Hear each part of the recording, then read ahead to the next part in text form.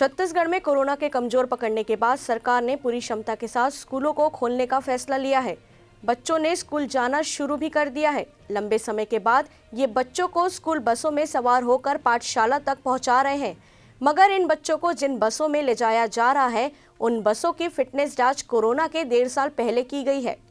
अब इन बसों की ना तो फिटनेस जांच की गई और ना ही स्कूल प्रबंधन ने सुरक्षा के कोई उपाय किए हैं।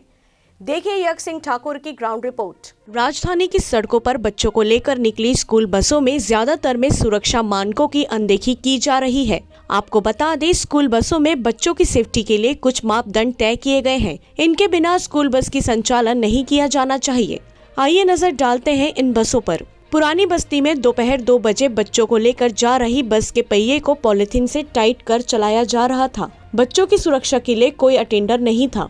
बच्चे ड्राइवर के भरोसे स्कूल जा रहे थे। आइए चलते हैं शहर के रायपुरा में, जहां वहां स्कूल बस फायर सेफ्टी नहीं लगा था। बसों के टायर घिसे हुए थे। बस में ना तो कैमरा लगा था और न ही सुरक्षा के कोई अन्य इंतजाम।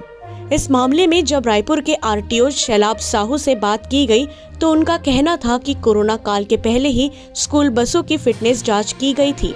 अब स्कूल दोबारा खुल गए हैं। स्कूलों की फिटनेस फिर से जांची जाएगी। इसके बाद ही बसों को संचालन की अनुमति दी जाएगी। मगर ऐसा कब होगा, ये देखने वाली बात होगी।